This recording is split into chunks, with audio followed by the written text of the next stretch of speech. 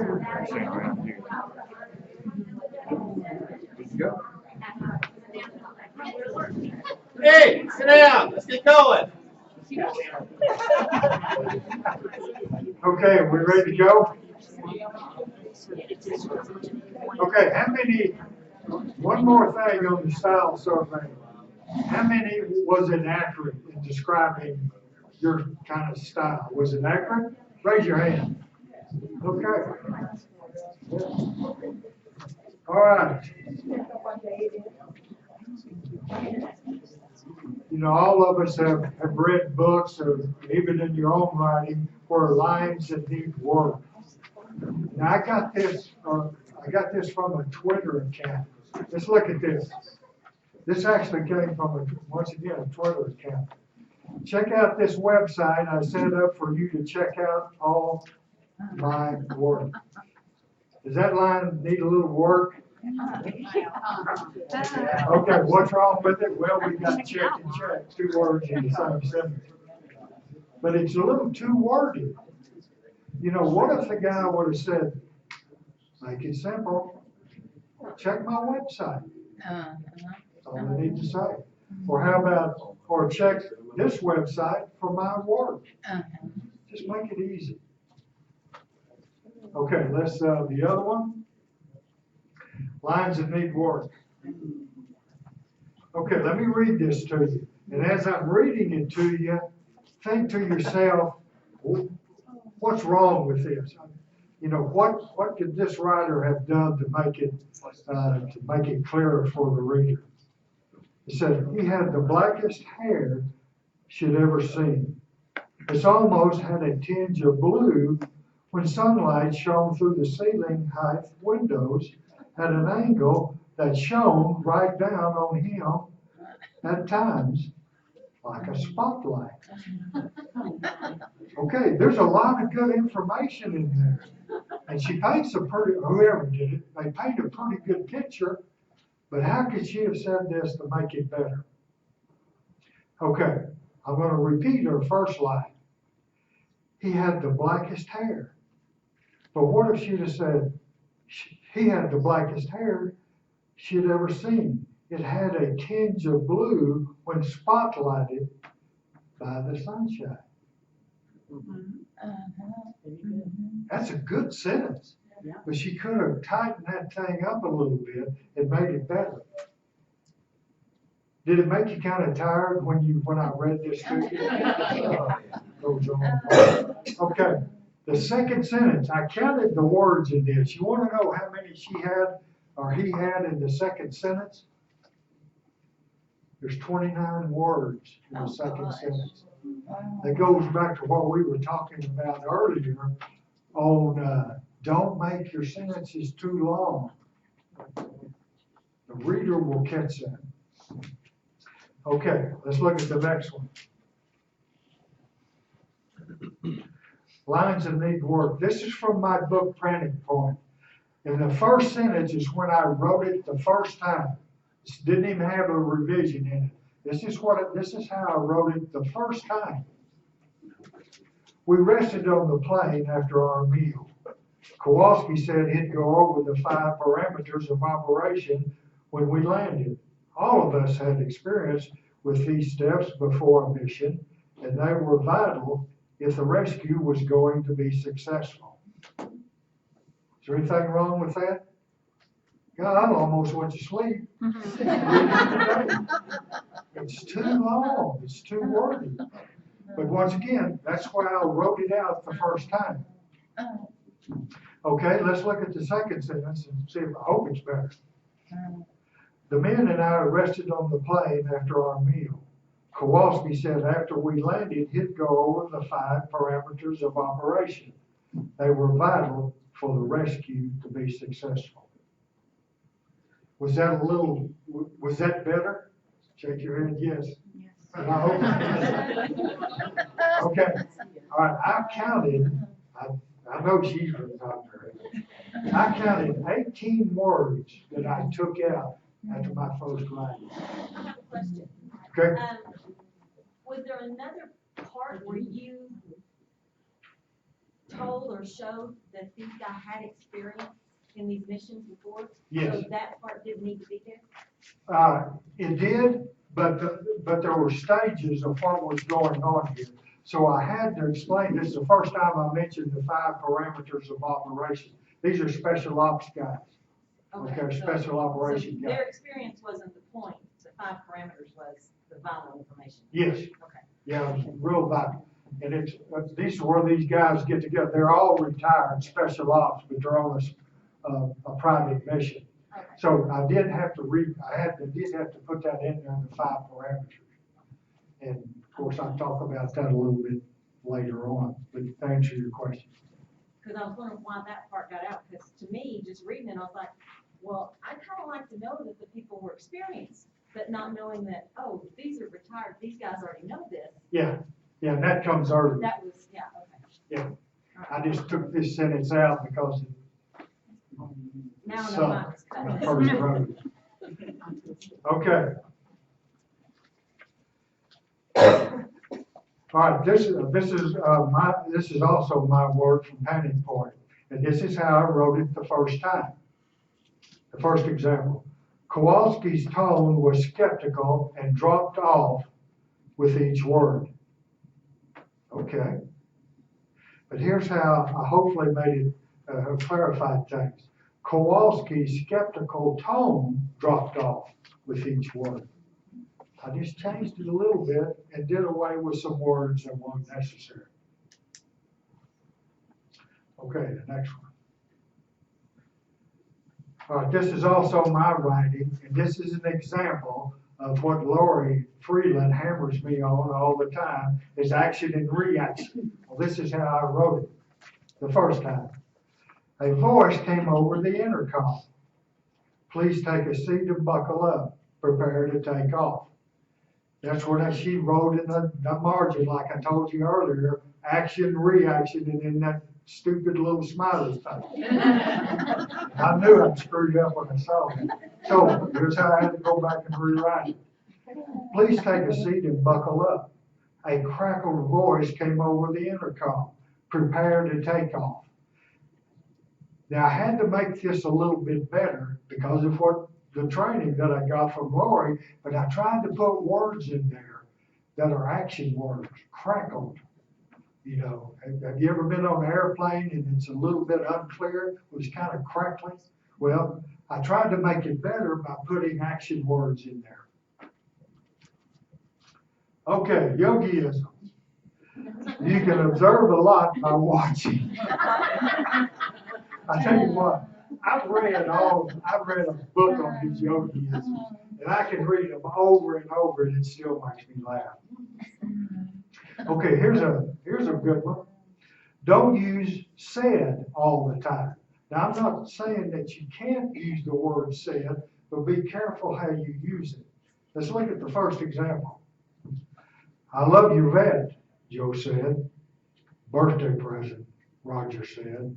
Wow, I got an Xbox for my birthday, Joe said. Okay, you catch what's wrong here. Here's a way to make it a little better. I love your vet. Joe's eyes widened. Birthday present. Roger shrugged and opened the card. Wow, Joe's mouth hung open a moment, and then he closed it. I got an Xbox for my birthday. Okay, say it. Don't use say it all the time as a tag word. Use action beats. Once again, go back and try to put action words in there. Give the speaker an action and the reader will know who's speaking. Constantly using said makes dialogue, well, it just makes it boring. Using action beats gives you a chance to show body language, emotion, and setting, and that sort of thing. So take advantage of it. Do you paint a picture of it? You know, try to paint a picture of what you're writing. Okay, that being said, if you must use a tag word, it's okay to use said because often it's almost like a non-word and readers skip over it. It doesn't interrupt the story. So I'm not saying don't ever use said, but these other words that I'm going to read around here do kind of kind of distracting, I guess, the best way to put it. Let's look at the second. Throw away all tags like asked, replied, cried, begged, called. Those are just tag words, and sometimes they get distracted. Okay. All of you've probably seen this lady up here at the front. Her name is Tana. Now, Tana is my computer specialist. Let me tell you something, she's good. I'm not saying this because she's here, it's because it's true. But I got a story to tell on Tana. The first time I met her, she said, "My name is Tana, like Montana." Well, for 6 months, I thought her name was Tana Montana. Well, after that list said her last name is not Montana, it's Tana Young. So this is Tana Young up here. But I got another story to tell. She found out I was coming here today, and she said, "Bill, would you like for me to come up there?" And I said, "Tana, I'd love for you to come." And after she said that, I got to thinking, well, I know why she wants to come. Because she's thinking, and I know she's thinking this, if I get up there and this computer doesn't work, I'm not going to be able to fix it. So Tana graciously said she would come up here. But there was a caveat. She said, "I will come up there, but you got to use my name in one of your slides." So this is telling versus showing. So this is telling. Tana was happy. Okay. For clarity purposes. Tana slid across the floor, twirled in a tight circle, smiled, clapped her hands. Does this paint a better picture? Yeah, you can kind of see it now. But if I tell you, all I'm doing is telling you. Tana was happy. Well, that doesn't tell you anything, really. So to show that, you needed to add something to it. So every time you pick up a book or writing or go to a seminar or take a class on it, or show, don't tell, all of you know that, show, don't tell. One of the hardest, and once again, I think it's one of the hardest skills to use to put into practice. But to really pull an emotional punch or suck in the reader, it's a good idea to move beyond telling and dig into showing. Now, I'm not one of these that says that you think, I don't think, this is my opinion, that every time you write something you have to show. I think there's some times when you can just tell, especially if the cadence is going along. And you got that cadence going, it's okay just to tell. But most of the time, you need to put that in there. So Tana, I'm sorry, we can't just say you're happy, we have to show it, right? And after that, you'll need to call an ambulance. I'll need one. Twirl it in a tight circle. We really like an But exhibition. I'm saying this for Tana for a reason. If any of you need help on websites, she helps me on my website, blogs, Twitter, blogs, whatever. This lady can do it. I've had computer people before. She's the best. I mean that. Okay, let's take a little break. All right. I don't know who came up with this. Tana? See, I've been bragging on you all this time. You distracted me. Telling versus showing. Okay, we'll go in. Oh, there it is. Okay, where? Is that the one you're looking for? No, I'm talking about the 10 things. Oh, no, you're right. I'm sorry, Tana. See? I screwed it up. Okay, here's another example of telling versus showing. Ben was mad at Jerry for dancing with his girlfriend. There's nothing wrong with that. But let's get an example here. Ben stepped in the doorway, not 10 feet away. Jerry danced with Anna, his Anna. Jerry held her close. They swayed to the music, barely a space between them. Anna had her eyes closed. Ben's mouth pulled tight. So much for trusting his best friend. Okay, so here's a definition of telling. That's simply saying outright what the character feels. But the definition of showing is paint a visual word picture of what the character feels, usually without using the actual word. We know that Ben's mad because we read it in here. But how did he feel? How did it make him feel when he was dancing with his friend? Okay, another example of telling versus showing. Okay, be honest with me now. How many have already eaten that chocolate at the table? That little chocolate square. Raise your hand. Okay, Liz is going to hand some more chocolate out. Right, who needs more chocolate?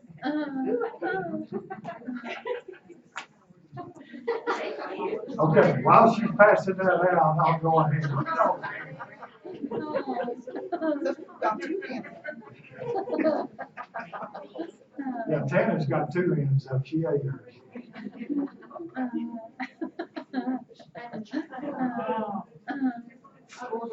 Okay, let's look at this example.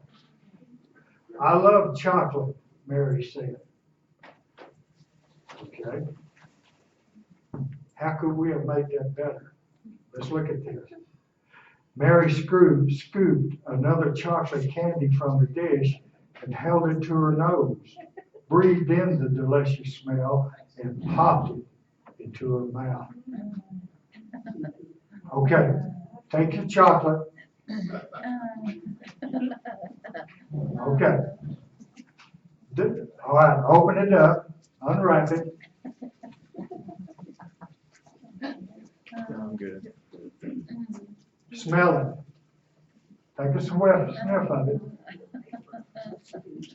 Now pop it into your mouth. Okay, when I read this, when I read, she picked up the chocolate, scooped it out of the dish, placed it up to her nose, I could almost smell that chocolate. This person did a really good job of showing, not telling. Ask yourself two questions when you're doing this. Did I use a feeling word instead of painting an emotional picture? So when you write, think about that. Did I use a feeling word or do I paint an emotional picture?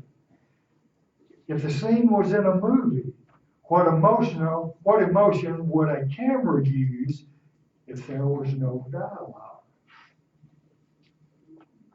Just think about that.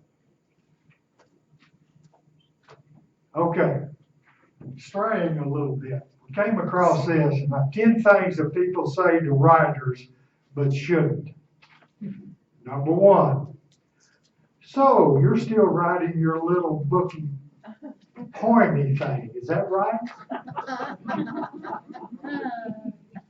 Number 2, it must be nice not to have a real job. We just want to punch them.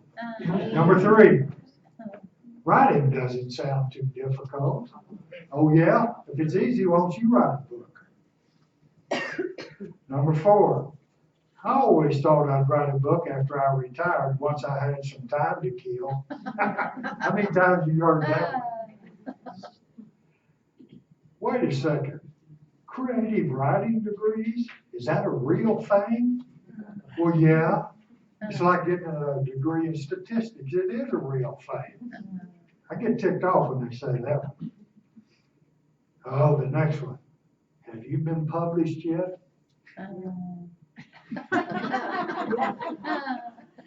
Number 7. Can I be a character in one of your stories? Yeah, you can be a character in one of my stories if I liked you. Number 8. So I have this great idea. I think you should be using in your book.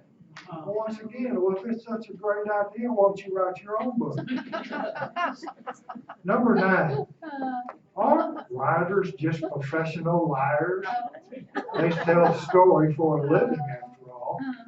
Now, if you write fiction, there's not a whole lot I can say about that. If you write fiction, you are a bunch of liars. That's just true. Number 10, you're writing a book? Tell me everything. Okay, you got 10 years. So, these are just things that I thought were kind of funny because I think most of us have heard those. But one of the last things I want to say is, no one else sees the world the way you do. So no one else can tell the stories you have to tell. Always remember this. It's your story. You tell it the way you want to tell it. And that's important. Okay. Here's old Yogi. It ain't over till it's over. All of us heard that. That's a good one. But there's one more I've got to tell, and it's my all-time favorite. If I read this 10 times a day, I still laugh. Well, here's the situation. After Yogi Berra, he played for the Yankees, and after he retired, he coached for the Yankees. Well, one day, it was a hot summer day in New York, and Saturday afternoon, and a streaker came running across the outfield, right in the middle of the game. Well, after the game, it's typical for managers to interview reporters, and they ask about the game and what happened with this player, why did he steal second base when he didn't have to, all that. But one reporter asked this question. He says, Yogi, what did you think about that streaker? Well, Yogi thought, he says, well, I couldn't tell if it was a man or a woman because they had a sack on their head.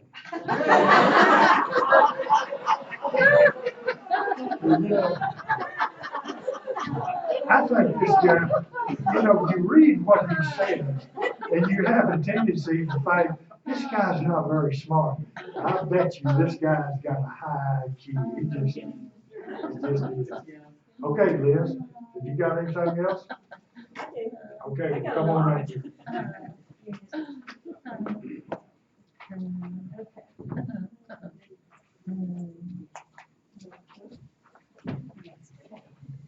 Thank you.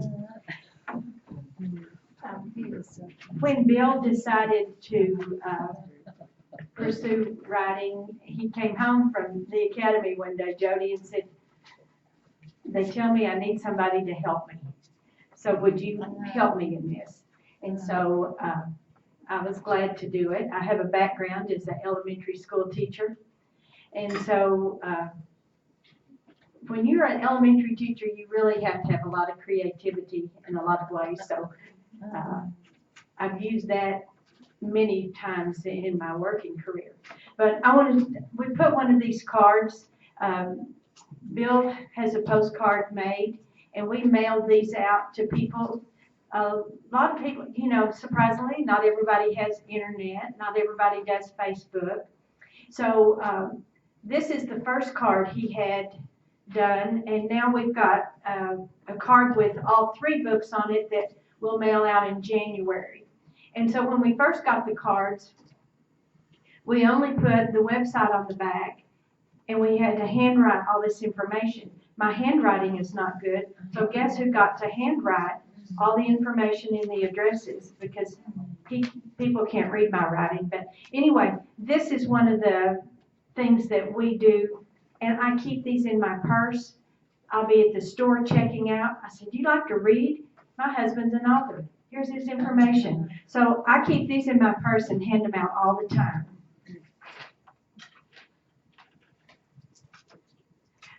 Okay. An online presence is a little bit what I'd like to talk about today. These are the ones that Bill uses. Facebook, Twitter, he has a blog and a website. I know there's Pinterest, Instagram, but there's so many out there. Bill said, let's just pick certain things and we go with it. So these are the ones we use.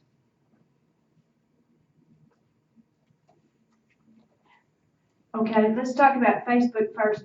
And I think I'm right on this. You have to have a personal page, and then from your personal page, you can set up your author page. And so I post things on his author page, and then we share it, and it goes to his personal page.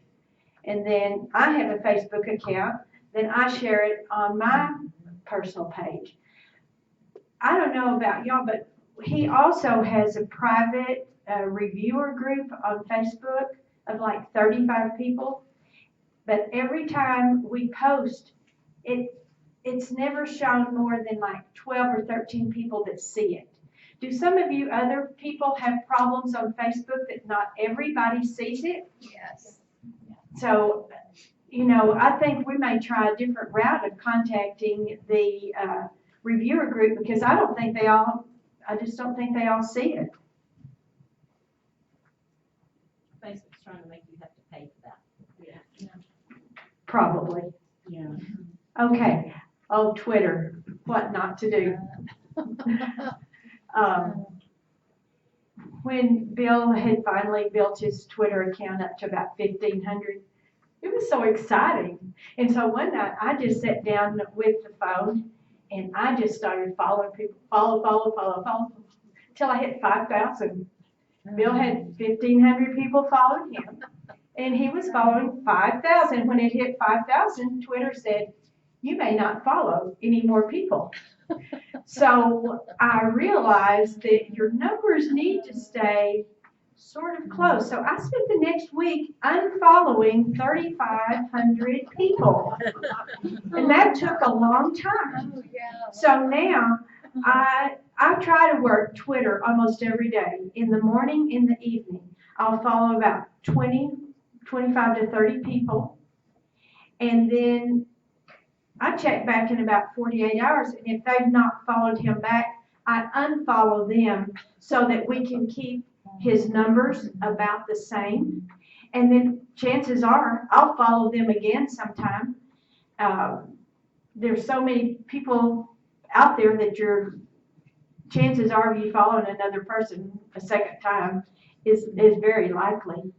But that's what I do on Twitter. I follow and give them about 48 hours. And if they don't follow, I unfollow them and follow somebody else so that his numbers can stay reasonably close. Does that make sense? And I don't follow everybody. I don't follow back everybody that follows him, because there are a lot of people that I think they follow everybody. But about September, one night I'd been working Twitter, went in, watched a movie, and came back, and Bill's followers had dropped about 60. And then over the next week or so, he had dropped about 200. So I started thinking, what did I do wrong that people are not following Bill? But then I went on Google and asked the question about Twitter followers, and Twitter put out a message in August that they were going to be trying to clean up their fake accounts. And so I was happy for those 200 or more to be gone if they're not serving any purpose. But I really freaked out for a while, because I thought, oh gosh, did I make somebody mad? Or, but we don't use Twitter for that way. And I almost always followed writers, but somebody said, well, you need to follow people also who are readers. And sometimes business people follow Bill. I follow them back because somebody in that business is probably a reader. Now, one of the important things about Twitter, I think, is a relationship building. And Bill started doing Twitter really hard in about April. And it wasn't long till this lady named Christina Mears sent him a message and said, I do interviews every Tuesday called Tuesday Talks, and I would like to interview you. So Bill said, yes, that's great, I'll do it. And that interview showed up. Not long ago, he followed Nicholas Adams. Nicholas sent back and said, I like to do author interviews. Would you be willing to do one? And his blog is under Nicholas Adams Writes, he put that out on Twitter. So those are two things on Twitter that we would never have had if I hadn't followed those people. I was And all then- into listening to you. Always, not long after he was on Twitter, John Finch, who is the head of the Encouraging Dads Project, he asked Bill to write an article for their online following. And that article was featured on October the 26th, 2018. It's the Encouraging Dads Project. And Bill wrote an article on accountability it was a relationship of Bill and his dad and some of his coaches and people that he's worked with. And so that article came out. And all of these articles, then we go back and post them on Bill's website. So all of these articles I retweet, and John Finch on the Encouraging Dad, do you call them handles in Twitter? Whatever. But he has John Finch, Encouraging Dads Project, the father figure. So he has lots of names there. He has retweeted and retweeted information about that article numerous times. So we go back, and this is what Tana really helps with. She's put all of these, this was the Christina Mears article, Nicholas Adams interview, and the article. So all of this is on Bill's website at billbriscoe.com. That's easy. Okay, this one's kind of a fun one on Twitter. Bill's next book, Panic Point, takes place in Gatlinburg, Tennessee, in the Smoky Mountains. So we went to Tennessee twice last year for research. We actually went in August and just really enjoyed it. When we got home and we had all this information, Bill said, now I know what I really need. We've got to go back. So we made 2 trips to Tennessee last year. So I took a lot of pictures. And one day on Twitter, I put this picture of the Smoky Mountains. And I said, the Smoky Mountains in Gatlinburg, that's the setting for my next book, which will be out soon. So this guy named Eric Dobell, because I tagged a lot of things in Gatlinburg in the Smoky Mountains, he came back and he said, let me know when your book comes out. And he had a video on, he has a magic show in Gatlinburg, down Main Street, Gatlinburg, called Impossibilities. And so he private messaged Bill back and forth several times. He said, well, let me know. I want to know about it. Well, then one day on Twitter, I see something. Somebody says, I'm looking to interview a magician.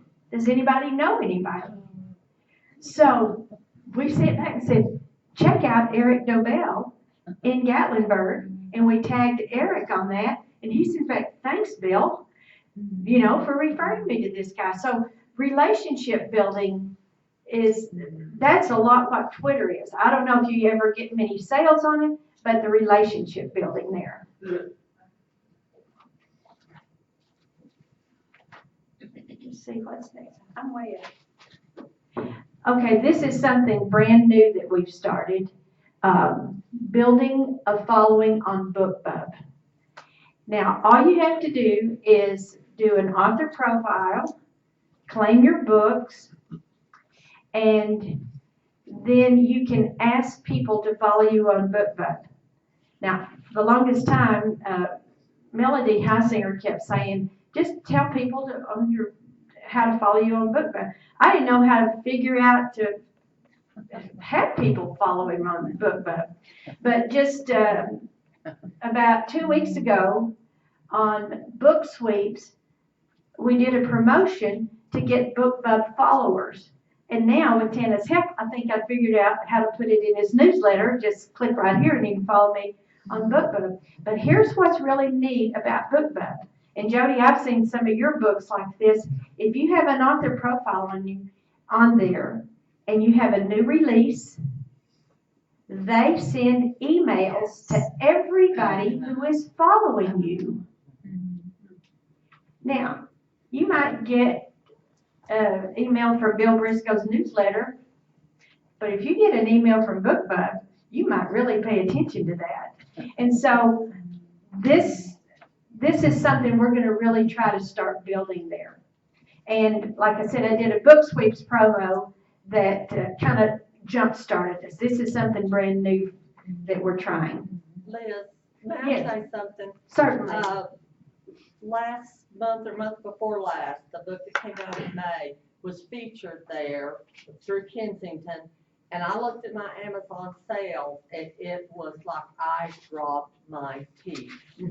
It is so widespread that if you can get people following you on there, it's just knock your socks off. Well, what I think in a newsletter we can do now and just say, I'd appreciate if you'd follow me on BookBub. Click this button and it takes you to the page and you click follow. That's all you have to do. So this is something that we're trying. Now, in March, KJ Waters was at this meeting and I started taking notes and then I quit because I knew we had to just talk. And so the next week, Bill and I went to Lubbock and sat down with KJ. And she kind of talked to him about what his goals were, what he had in place already, what to do. And one of the things she told him he really ought to do was build his newsletter following. Because we didn't have very many when these first two came out. So she said, by the time the next book comes out, I'd like for you to have this number. And so, and she mentioned this a little bit that day, Authors XP and Book Sweeps. And so we've done a couple of promotions with those. And I think it's, let's see the next. Here's one thing I like about Book Sweeps. Because when you enter that, you know, it's a contest, people trying to win something. And with Authors XP, every author that's involved in it gets the names of everybody. But in Book Sweeps, they can pick the authors that they want to receive newsletters from. And you can see right here, Bill's name.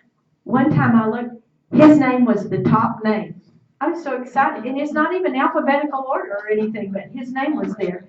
So you can either select all, or you can pick if there's just 3 people you want to get newsletters from. So if you enter a Book Sweeps contest, the people get to pick who they get newsletters from.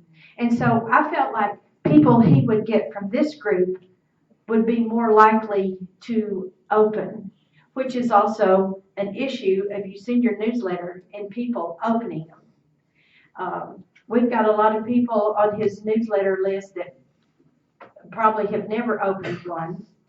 And I will be deleting some of those, but I'm not going to delete them until after Panic Point comes out, because it might be the one time they open their first email before they get engaged with it. And here's some things to do with new subscribers. If you do Authors XP or a Book Sweep, something like that. Now, Bill uses MailChimp. MailChimp does not recognize duplicate names. So if I did a promotion, we did one for mystery, crime fiction and mystery with Authors XP, and then we did one with Book Sweeps. Could be a lot of the same people enter both these contests. So we figured out a way to pull up duplicate names and delete them. Not only that, you don't want somebody to get 2 or 3 emails from you at the same moment. Then you're having to pay for all the names on your list, so you don't want to pay for the same person 3 times. Yeah.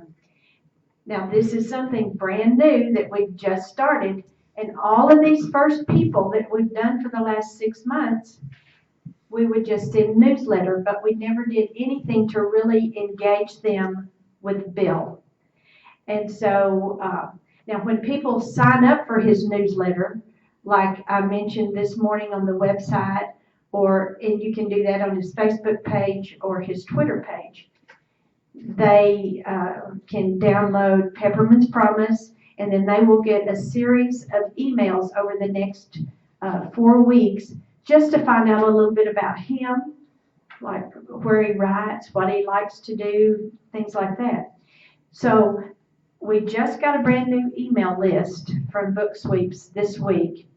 And Tana and I set up the automation sequence for these new subscribers. So I'm hoping that them getting this automation sequence will engage them more with Bill, and we will have more people that open the email and become very engaged with his books. I have a question about that. Yes. Maybe Tana can answer this.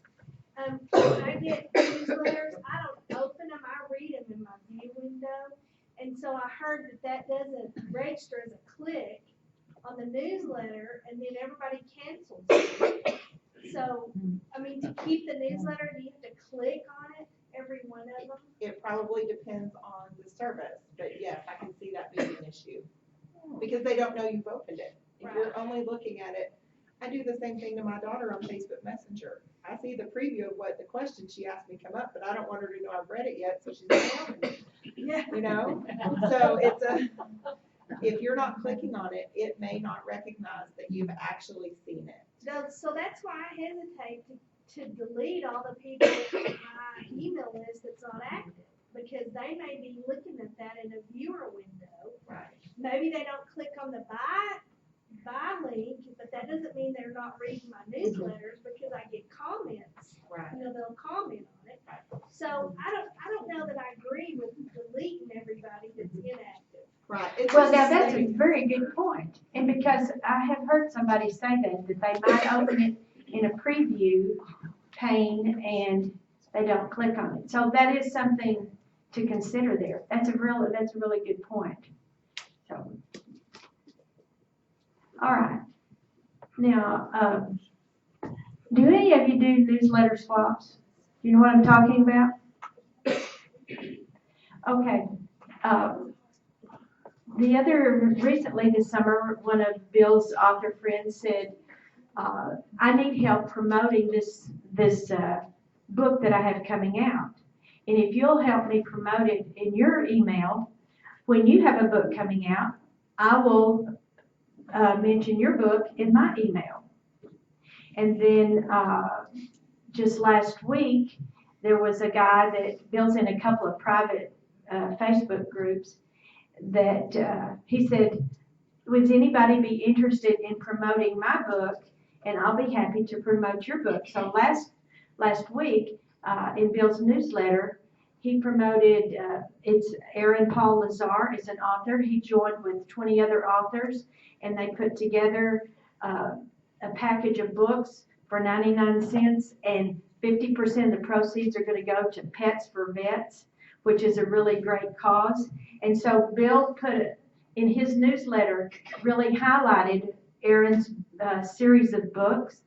And when Bill's book comes out in January, Aaron will talk about Bill's book. Now, if you could think about if there are several mystery writers in here. Bill's a mystery writer.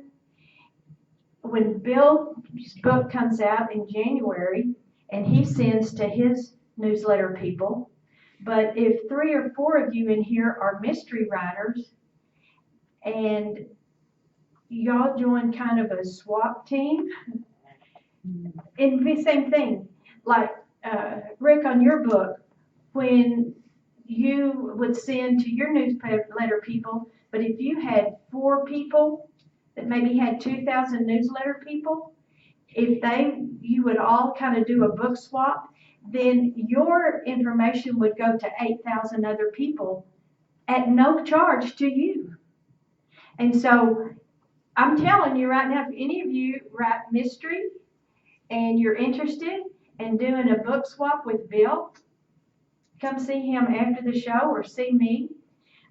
If you write similar things like that, it's nothing but helping. And then your newsletter people don't always hear about what you're doing and you're doing. They like to know what you like, maybe what you're reading, and the fact that you're helping somebody else. So if you're interested, this is like, it just gets bigger and bigger and bigger. So if you're interested in maybe doing that with Bill, come see him, after the program. The last thing I'm gonna share with you is this, paper right here. I got this from, Alenka Rukowska. I don't know that I said that properly, but she wrote the book, How I Sold 80,000 Books. And it was 99 cents on Amazon, and so I got it. And now it's free on Amazon. And then you can kind of start getting her emails. And if you will look at this handout, this kind of is a little bit of the marketing strategy of product, place, price, and promotion. I'm not going to read over all of this, but I gave you all a copy of it. And if you'll take it home and really study this, this is kind of a nutshell, and it's a lot of stuff. But it kind of gives you an idea of what you need to look at, what you need to do. And on the very bottom of this is that emotion word wheel that Bill showed you earlier. This is a website where you can go and get this. Also, I think if you look on Pinterest, it will say, put in emotion words wheel. They have several of them, but I wanted to give you a little bit of something right there.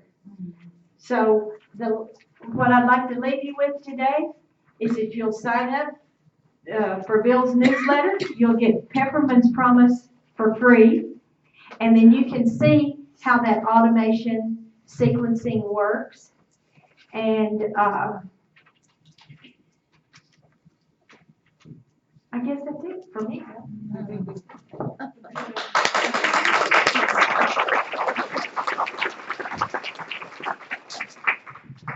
Okay, we're gonna finish up here, but I really appreciate everyone coming. I appreciate your input. And you know, I've said this a lot of times, there's nothing like a bunch of writers when they get together. They're the most friendly people you can ever be around. And I don't know of a one of them, not one person that wouldn't share what they know. And that's thanks to Joe. So if that's it, no questions, that's it for today.